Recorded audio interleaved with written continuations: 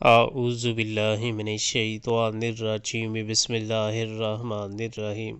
یا ایہا النبی انا احللنا لک ازواجک التی آتیت اجورہن وما ملکت یمینک مما افاء اللہ علیک وبنات عمک وبنات عماتک وبنات خالک وبنات خالاتك التي هاجرن معك وامرأة مؤمنة إن وهبت نفسها للنبي إن أراد النبي أن يستنكحها خالصة لك من دون المؤمنين قد علمنا ما فرضنا عليهم في أزواجهم وما ملكت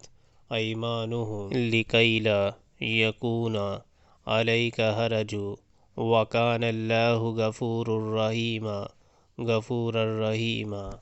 اے نبی صلی اللہ علیہ وآلہ وسلم، ہم نے تمہارے لیے حلال کر دیں تمہاری وہ بیویاں جن کے مہر تم نے ادا کیے ہیں، اور وہ عورتیں جو اللہ کی عطا کردہ لونڈیوں میں سے تمہاری ملکیت میں آئیں، اور تمہاری وہ چچا زاد اور پھوپھی زاد اور ماموں زاد اور خالہ زاد بہنیں جنہوں نے تمہارے ساتھ ہجرت کی ہے۔ وہ مومن عورت جس نے اپنے آپ کو نبی صلی اللہ علیہ وآلہ وسلم کے لیے ہبا کیا ہو، اگر نبی صلی اللہ علیہ وآلہ وسلم اسے نکاح میں لینا چاہیں، یہ رعایت خالصتاً تمہارے لیے ہے، دوسرے مومنوں کے لیے نہیں ہے۔ ہم کو معلوم ہے کہ عام مومنوں پر ان کی بیویوں